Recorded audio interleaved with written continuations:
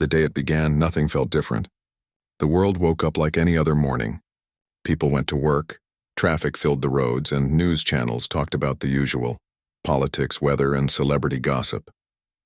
No one knew that something above their heads had already started to change. In a small town, early risers were the first to notice it. The sky looked strange, not in a dramatic way, but quietly unusual. The color seemed softer. The clouds moved in odd directions, and there were faint lines of light that shimmered for just a few seconds before disappearing. Most people thought it was just a weather trick or maybe an optical illusion caused by the sun. But far away, inside observatories and research centers, scientists stared at their monitors with disbelief. Satellites were starting to lose connection one by one. Communication links with space telescopes went completely silent. It wasn't a storm. It wasn't a glitch. Someone, or something, was blocking them. A researcher in one of those control rooms kept trying to re-establish contact. Every time she typed a command, the signal vanished again.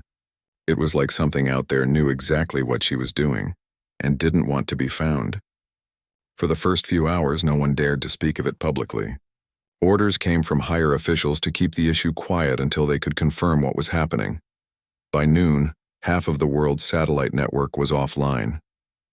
Television broadcasts flickered, GPS systems froze, and phone networks became unstable. Social media filled with theories, hackers, solar flares, military testing, but deep down, nobody really believed it was something human. Later that night, while most of the world slept uneasily, the first image came through from one of the few working space observatories. It showed the moon, but something was moving behind it. At first it looked like a shadow, but then it started to grow, stretching wider and darker, covering a part of the lunar surface. Within minutes, the image spread across the internet. People around the world stared at the photo, arguing about what it could be. Some said it was a glitch, others said it was debris, and a few quietly admitted what everyone feared. It was a ship. The next day, governments made official statements, calling for calm. News anchors tried to sound confident, repeating that there was no confirmed threat. But their voices shook slightly, and the audience could feel it. They were scared too. In cities across the globe, people stood on rooftops and beaches, pointing their phones at the sky. Every few minutes, someone claimed they saw movement, something metallic glinting far above the clouds. Most videos were blurry, but the tension was real. The world was holding its breath. At the International Space Monitoring Station, experts gathered for an emergency meeting. They replayed the same recordings over and over again. Waves of distorted light moving across space, too organized to be natural. One senior officer whispered, "If that's a natural event, then nature just learned how to aim." By evening, more footage started to appear. Amateur astronomers had captured something unbelievable. Dozens of enormous, perfectly shaped structures slowly entering the upper atmosphere. They didn't make any sound, didn't emit heat, and didn't appear on regular radar. But they were visible, huge silver-gray objects reflecting the sunlight as they drifted silently above Earth. That night, every major city experienced power cuts. Entire regions went dark. From New York to Tokyo, people saw the same thing. Enormous outlines moving through the clouds, their surfaces glowing faintly like metal breathing in light. Emergency sirens echoed across nations. Military jets scrambled into the sky, but within seconds, radar systems failed. Pilots shouted through static-filled radios, reporting that their screens had gone blank. Then, one by one, the transmissions stopped. In one city, a man stood on his balcony, watching the power grid flicker across the skyline. He saw a faint light moving between the clouds, slow, deliberate, almost graceful. It wasn't a plane, and it wasn't lightning. For a moment it hovered, and then vanished completely. The next morning, scientists officially confirmed what everyone already knew in their hearts. The objects were not natural, and they were not from Earth. Governments tried to reach out, sending messages through every known frequency. They transmitted greetings, warnings, even silence, or hoping for any sign of response. But the sky stayed quiet. Then 3 days later, everything changed. At exactly 4:17 p.m. Universal Time, all remaining satellites transmitted one final image before going offline. It showed a massive circular structure in orbit, larger than any human-made station, perfectly symmetrical and pulsing with faint blue energy. The data logs called it an unidentified orbital body. The world called it something else.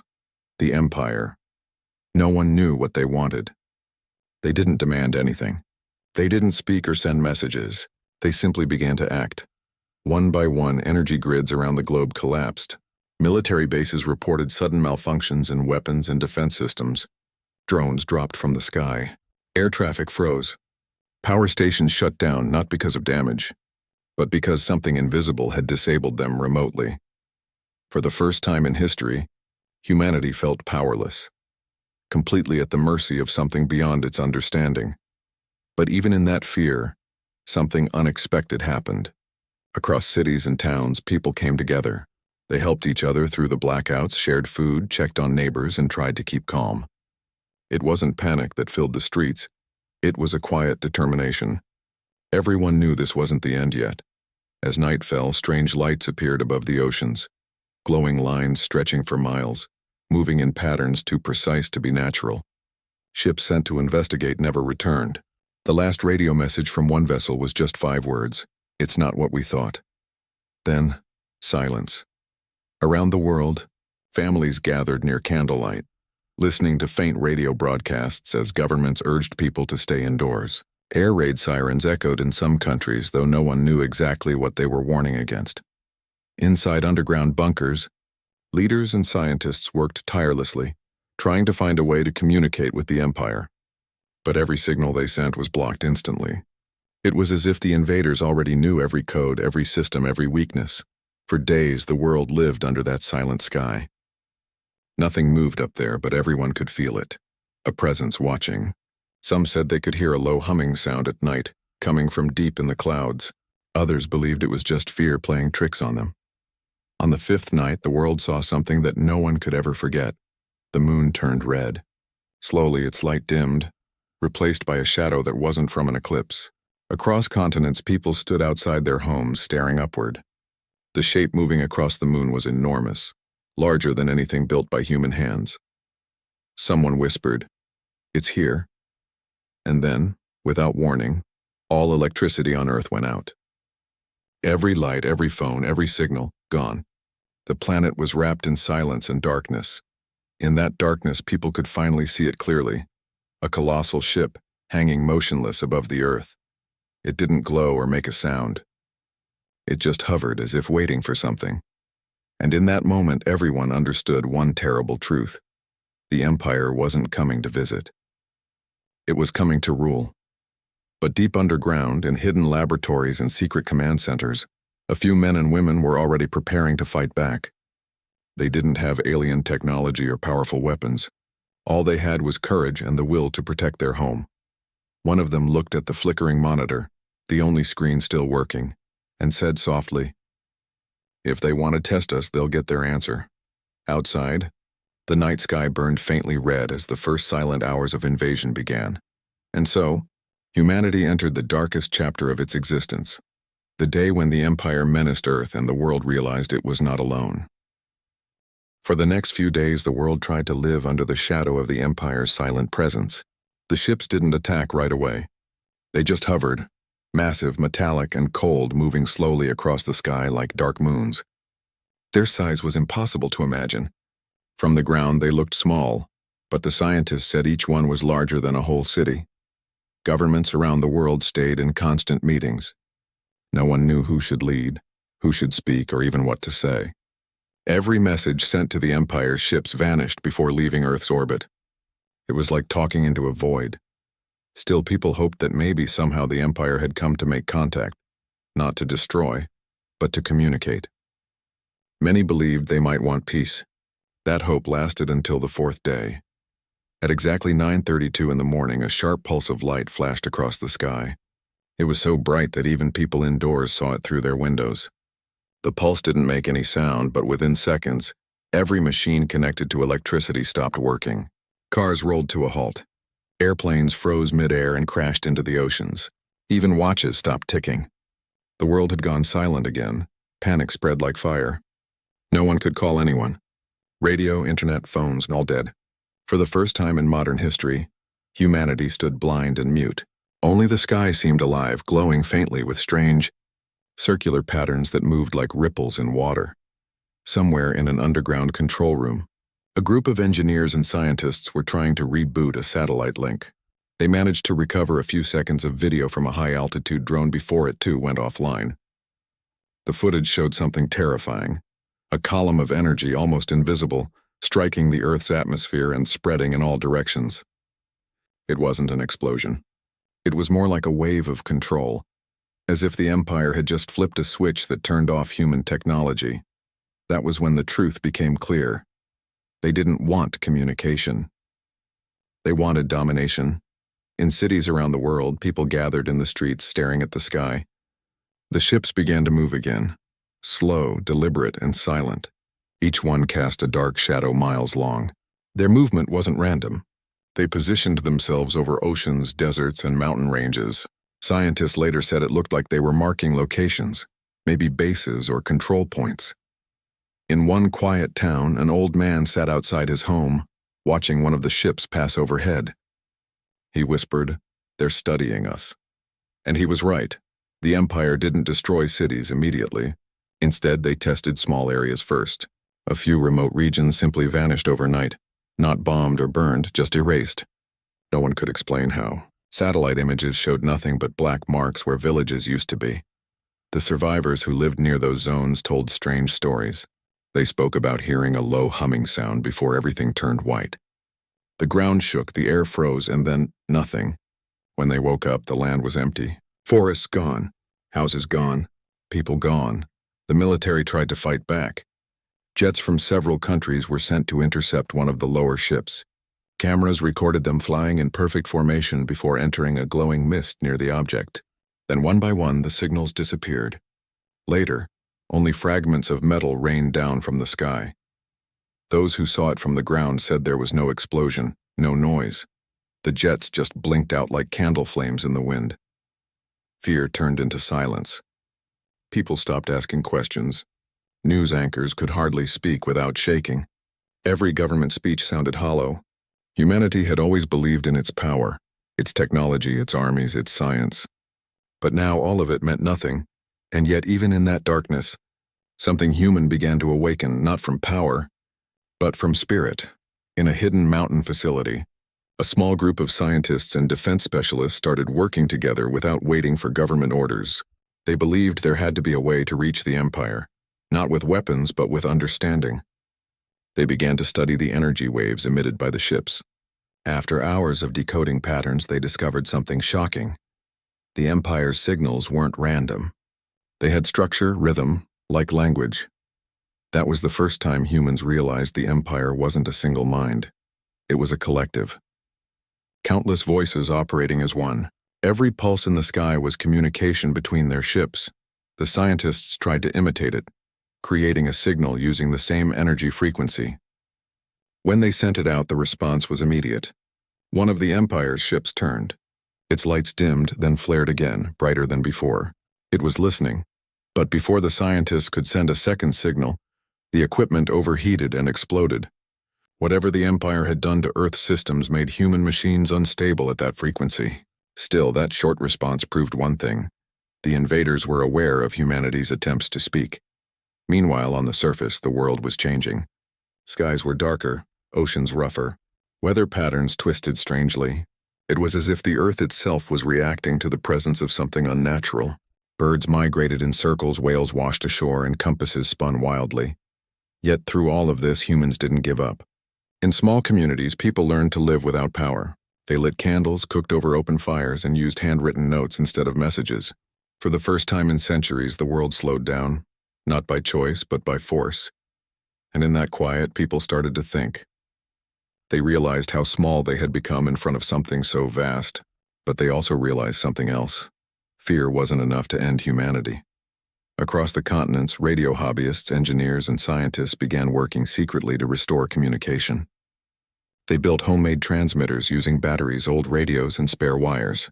They tried every frequency known to humans. Most failed, but one group succeeded. For just a few seconds, they managed to send a pulse strong enough to reach space. The message was short. It said, "We don't want war, but we will not surrender." No one knew if the Empire heard it. But an hour later, one of the ships above Europe stopped moving. Its lights flickered. Then it released a beam of light, not toward the ground but into the stars. It was like it was sending something back. The scientists watching from underground called it the Echo. For the next 2 days, nothing happened. The ship stayed still. The skies remained silent. People hoped maybe the warning had worked. Maybe the Empire would leave. But on the third day, their answer came. At dawn, the Pacific Ocean boiled. Entire sections of the sea turned white-hot as enormous waves of energy shot down from the clouds. The water exploded upward like fire. It wasn't an attack to kill, and it was a demonstration. The Empire was showing what it could do. The shockwave was felt thousands of miles away. Windows shattered across islands and coastal cities. Fishermen who saw it from afar said the sea looked alive, glowing from beneath as if something was breathing inside it. It was terrifying, but it also awakened something inside people. For the first time, Earth united in fear and anger. There were no separate countries anymore, just one human world facing one enemy. A meeting was held beneath the Swiss Alps, in a base designed to survive even the end of civilization. Every major leader sat together in a dimly lit hall. The air was tense. They all knew the truth. If humanity didn't act together now, there would be no second chance.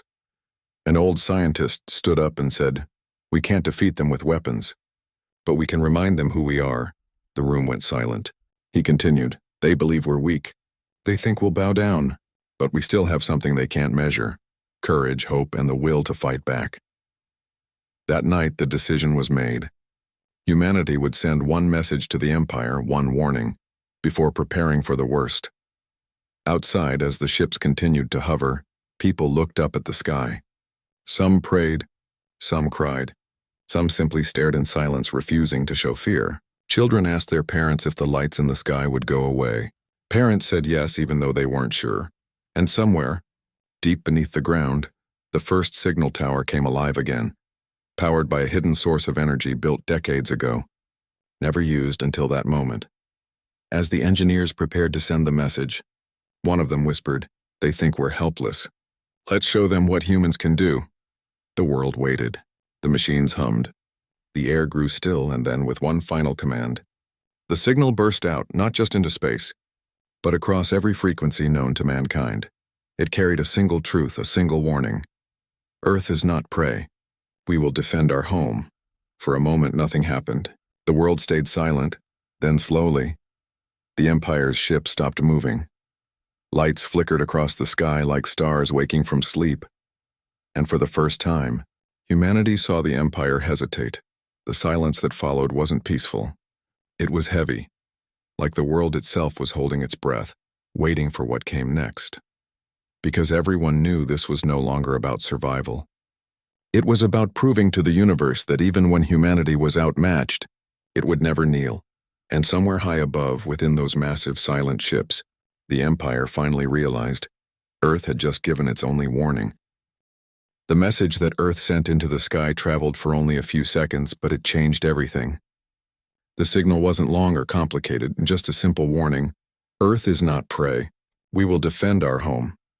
No one knew if the Empire could even understand human language. Still, that one message carried something deeper than words. It carried emotion, defiance, unity, and the will to survive.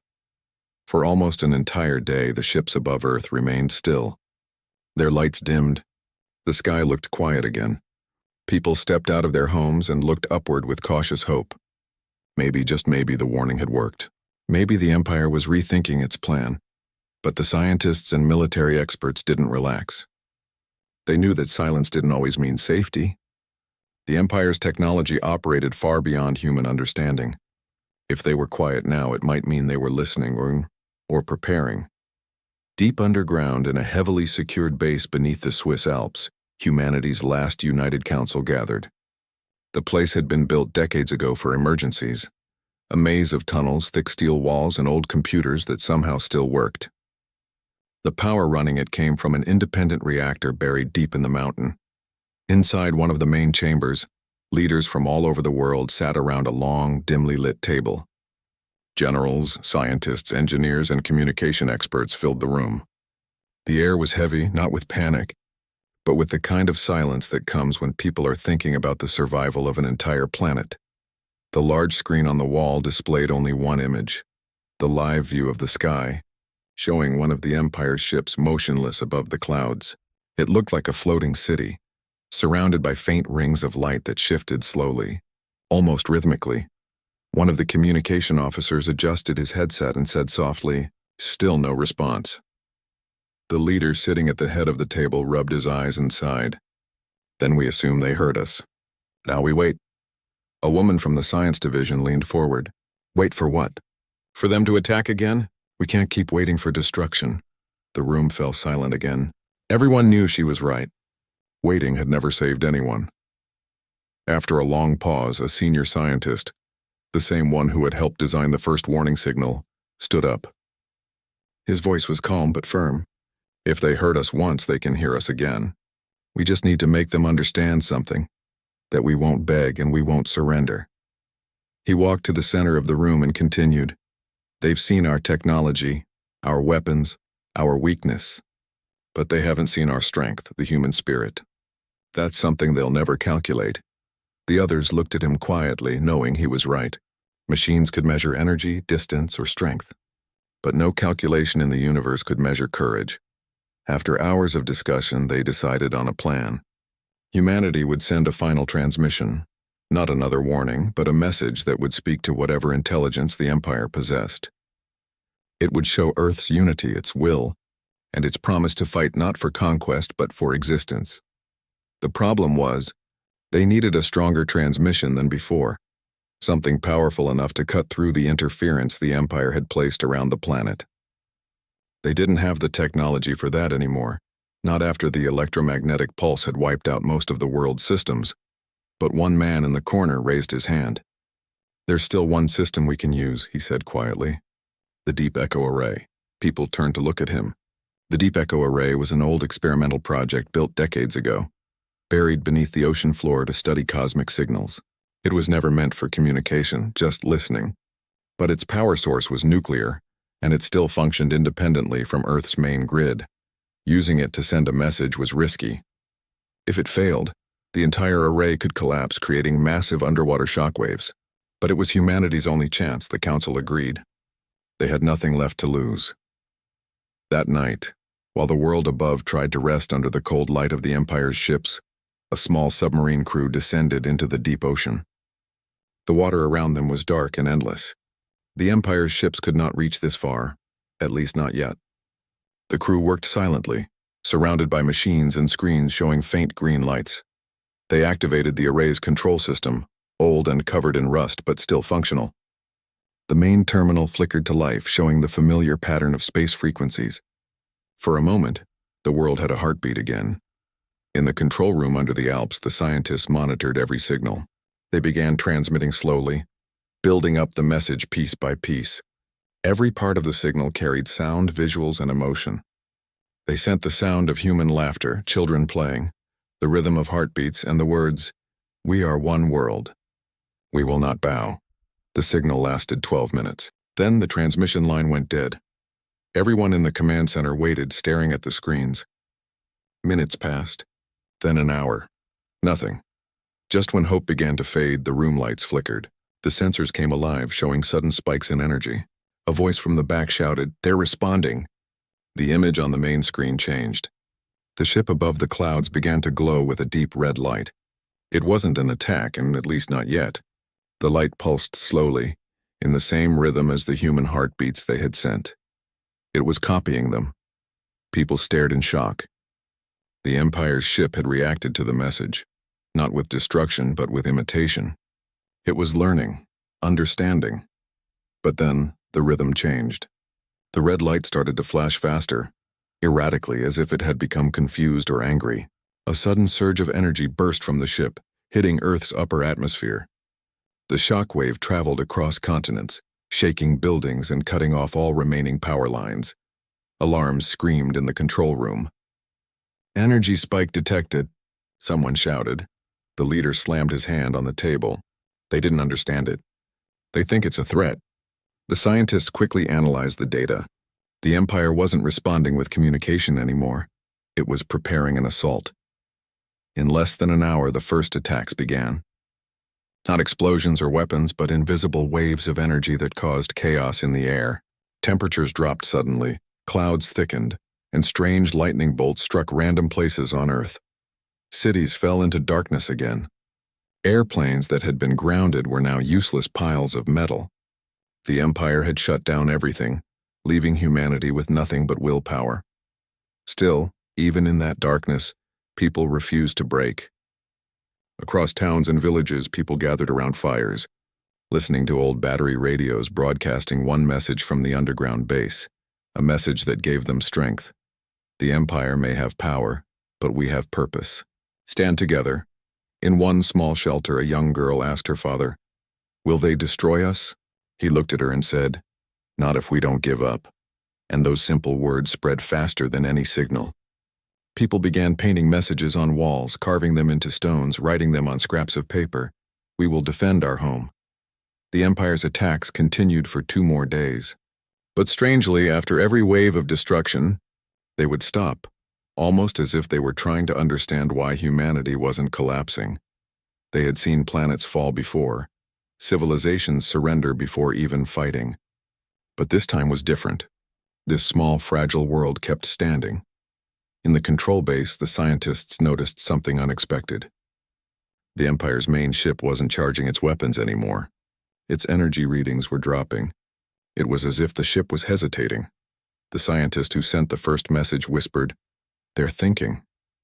Another added, "No, they're afraid." For the first time, it wasn't Earth that was unsure, it was the invaders. The signal they had received, filled with emotion, had shown them something alien to their existence. Empathy, unity, love, and sacrifice. To the Empire, those were weaknesses, but now they didn't know how to fight them. The skies slowly began to clear. The red lights faded. The ship stopped moving.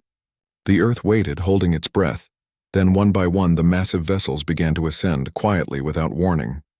They rose higher and higher, disappearing into the clouds until the sky was empty again. No explosion, no sound, just silence. People around the world came out of their shelters, staring upward. The stars were visible again for the first time in weeks. It felt unreal, like waking up from a nightmare. In the command center, no one spoke for a long time. Then finally someone whispered, "They left." The leader looked at the screen showing a peaceful, quiet sky and said softly, "No, they listened." For the first time since the invasion began, humanity breathed freely. The world had been brought to its knees, but not broken. The message had worked. Earth had given its warning, and the Empire, for reasons still unknown, had chosen to stop. But deep inside, everyone knew this wasn't the end. The Empire had seen humanity's strength, and strength like that always left an impression. The scientist who sent the message stood alone at the end of the night, looking up at the stars. He didn't smile. He just whispered, "They'll be back. And when they do, we'll be ready." The wind was cold, the mountains silent, but above them, somewhere in the endless dark, the Empire was listening. For several days, Earth lived in silence. The skies were calm again. The stars returned. The world had seen something impossible. The Empire, the most powerful force ever to appear above the planet, had left without a final strike. People started rebuilding. Cities that had been left in darkness lit small fires again. Neighbors shared food. Families that had been separated during the blackout found each other through handwritten messages and old radios. The world had changed, broken in many places but not defeated. The strange thing was, no one really knew why the Empire had left. Some thought the warning message had scared them. Others believed they were only retreating to prepare for something bigger. But the truth, as scientists discovered later, was far more mysterious. The ships hadn't gone far. They were still there, silent, just beyond the edge of Earth's orbit, hidden behind the glare of the sun. Observatories that slowly came back online detected faint movements. The Empire was still watching. In the underground command base, the same team that had sent the message kept monitoring the readings. One evening, while checking the data, they noticed something unusual, a faint pulse echoing back toward Earth. It wasn't random. It matched the exact rhythm of the human heartbeat that had been part of the original warning. At first, they thought it was an echo from their own signal bouncing off space debris. But the pulse grew stronger every hour. The Empire wasn't gone. It was answering. The scientist in charge looked at the readings and said softly, "They're not attacking. They're responding." The signal carried no words, only energy. But when translated through frequency patterns, it created a repeating wave. 3 long beats, 3 short, 3 long again. Over and over. Almost like a question. It seemed the Empire was trying to communicate.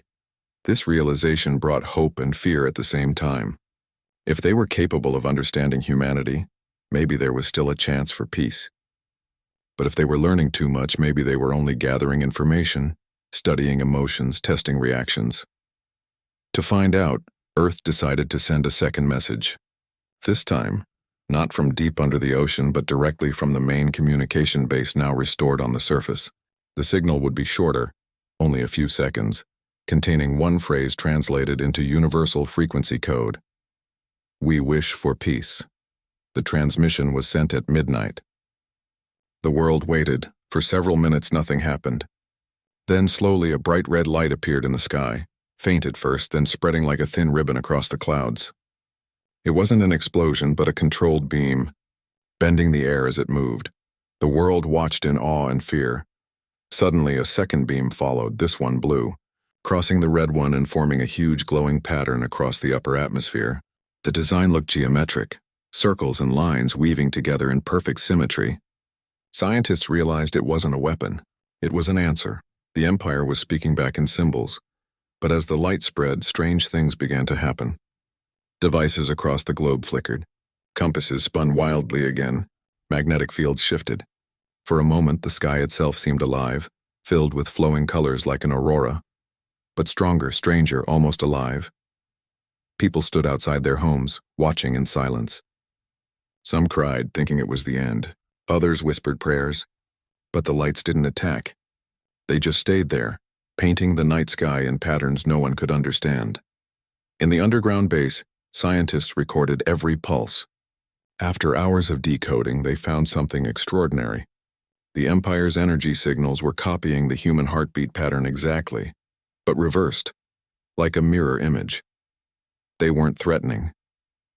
They were acknowledging. It was a sign of respect. That moment marked the beginning of something no one expected. Communication not through words, but through emotion. For the first time, humanity realized that maybe, deep inside their cold machines, the Empire was capable of understanding what humans felt. Fear, strength, even hope. However, that hope didn't last long. A few days later, one of the Empire's smaller ships broke formation and descended closer to Earth. It hovered silently above the Pacific Ocean, just as it had during the first attack. Governments panicked. They tried to re-establish defenses, but nothing worked. Every time they powered up weapons, the systems failed. The world watched live satellite images of the ship floating above the water. Its lights were dim. It didn't attack. Instead, a series of waves appeared across the ocean surface, spreading outward in perfect circles. At first, scientists thought it was just air pressure or magnetic interference. But the pattern matched something exactly: the rhythm of the message Earth had sent weeks before. The ship was replaying Earth's own warning. "Earth is not prey. We will defend our home." The sound was faint, like a heartbeat pulsing through the sky. It echoed across the water, deep and low. People along the Pacific coast heard it like thunder rolling through the clouds. The message that humanity had sent in defiance was now being reflected back, not in mockery, but as if the Empire was acknowledging it. But what came next changed everything. Without warning, the sky above the Pacific erupted in a flash of light. The ocean boiled for several seconds, massive waves rising like walls. The ship hadn't fired at the Earth directly. Instead, it unleashed an enormous burst of energy straight upward, toward space. The beam was so powerful it left a trail of burning air visible from the ground. For a brief moment, satellites detected a ripple expanding outward from Earth, a pulse of energy unlike anything ever seen before. The beam vanished into deep space faster than any signal humans could track. No one knew what it meant. Some believed the Empire had sent a message to its own kind, a warning that humanity wasn't weak. Others thought it was calling for reinforcements. The governments demanded answers. Scientists worked day and night, trying to read the meaning of the event. Slowly, one truth started to emerge. The Empire wasn't a single mind. It was a network, and part of that network had just disagreed. The ship that had sent the upward beam was no longer following the others. It had broken away. The scientists began to suspect that not every part of the Empire agreed with the invasion.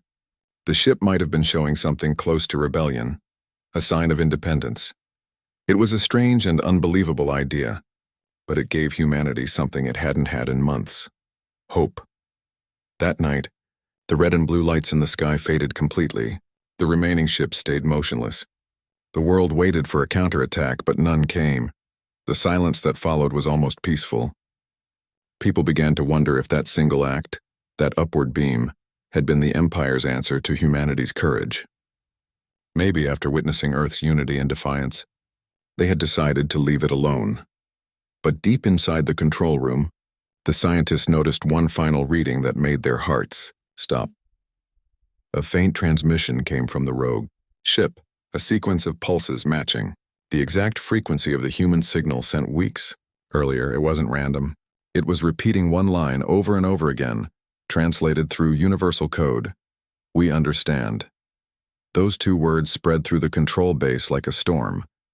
People didn't cheer or cry. They just stared at the screen in silence, realizing what it meant. The Empire had not been defeated by weapons. It had been changed by understanding. For centuries, humanity had looked at the stars and imagined hostile life, advanced civilizations that would conquer and destroy. But now they saw something else, proof that even in the coldest machines, something could still learn empathy. When the scientists replayed the message later that night, the room filled with quiet emotion. The same man who had sent the first warning months ago stood near the console and whispered, "They came to control us, but we taught them what it means to feel." Outside, the night sky shimmered faintly.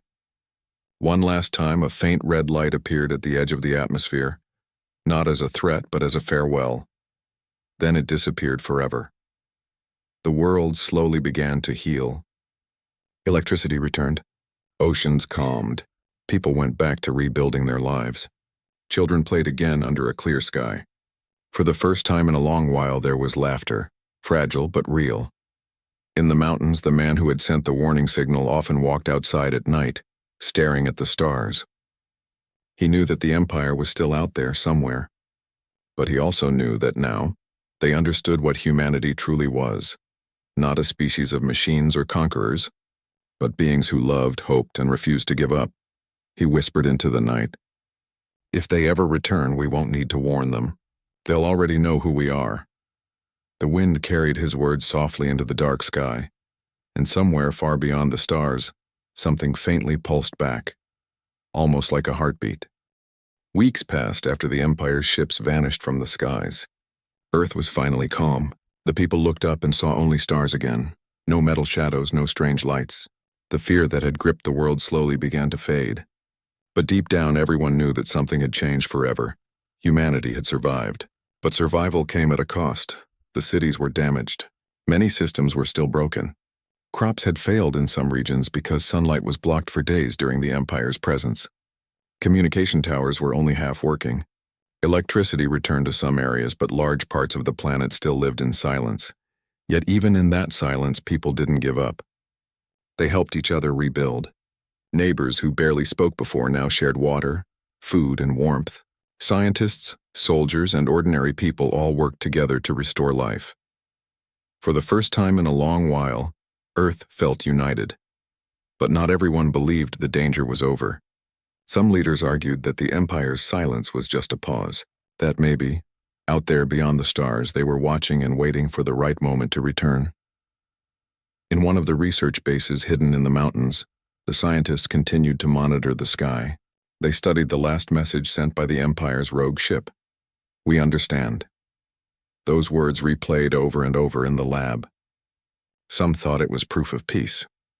Others believed it was only a translation error, that maybe the Empire had meant something else. No one could be sure. One evening, while most of the team was asleep, a young researcher was checking the satellite data.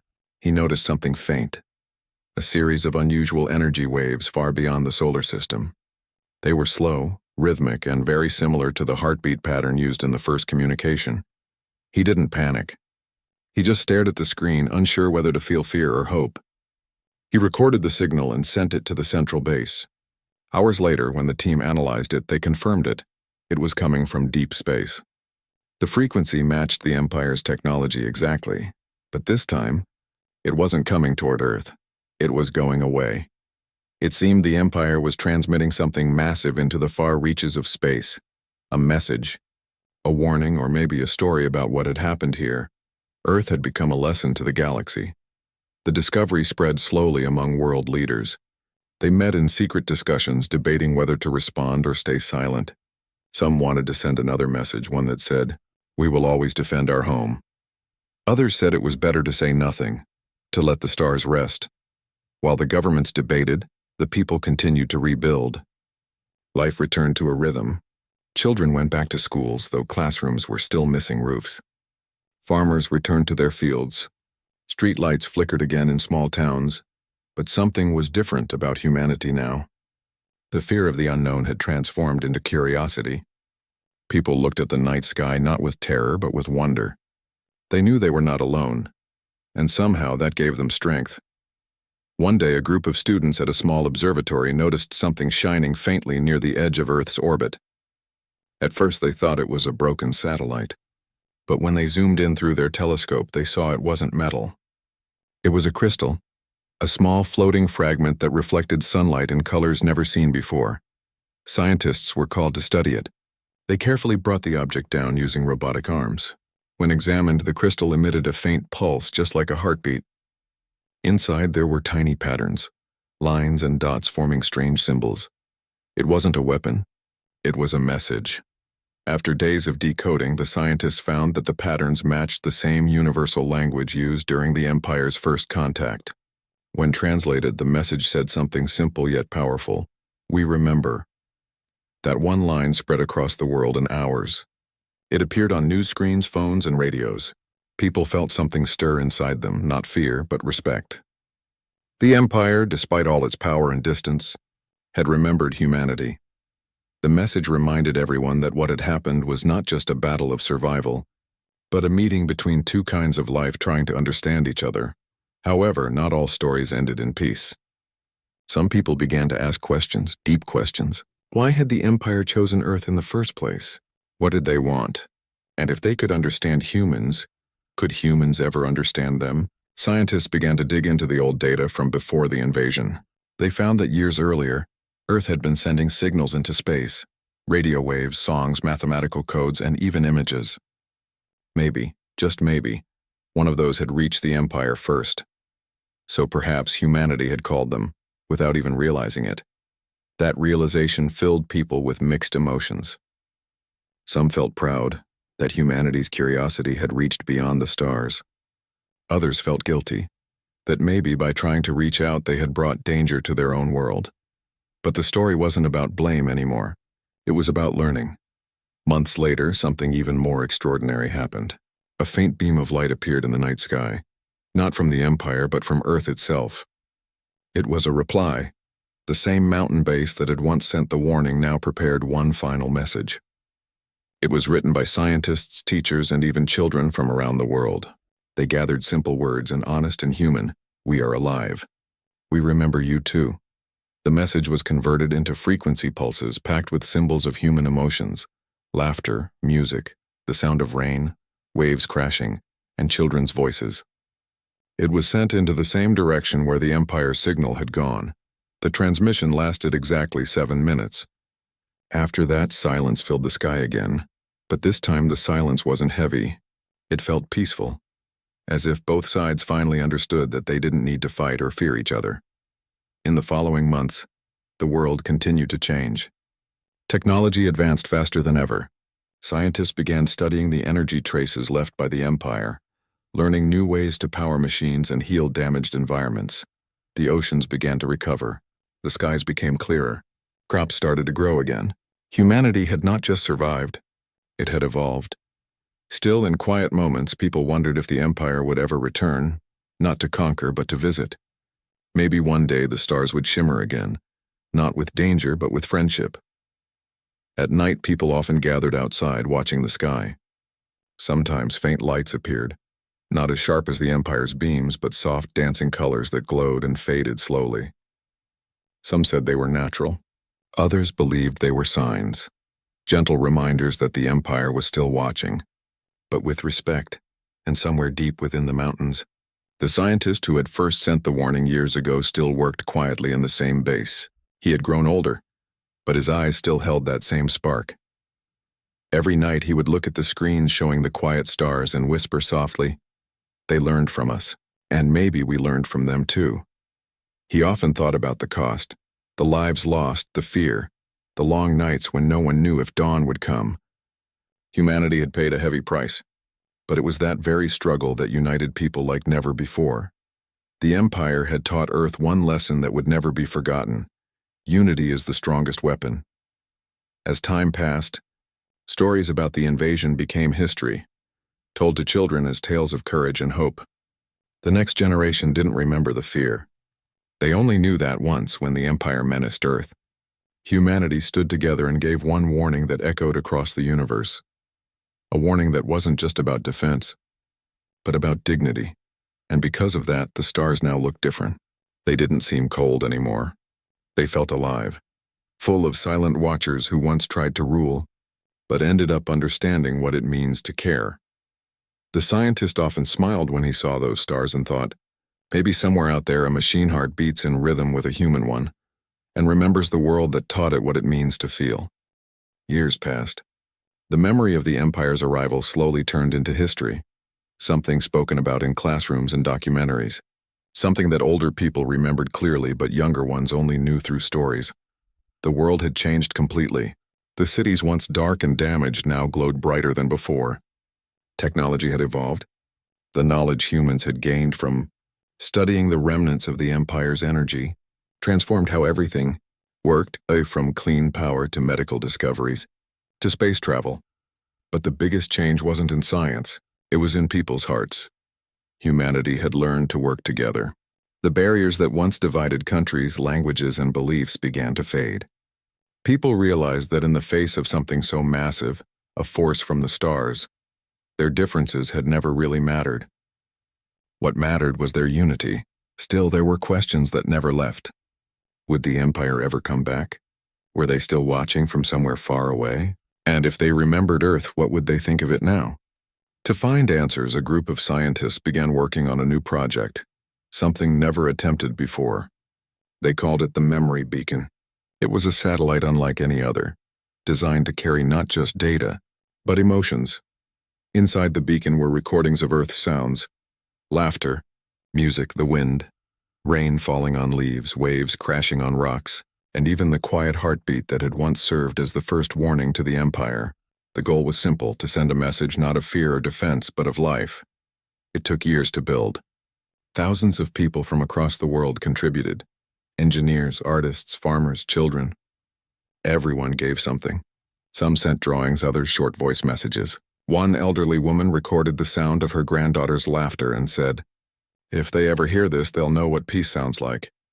When the beacon was finally ready, the entire world watched as it was launched into the sky. The rocket rose like a glowing arrow, breaking through the clouds and vanishing into the stars. People cheered, some cried, but everyone felt connected, as if the beacon carried a small piece of every human heart. For weeks, the satellite traveled quietly through space. It pulsed faint energy waves filled with the encoded sounds and messages. Scientists monitored it carefully, but there was no response. The stars remained silent, until one night.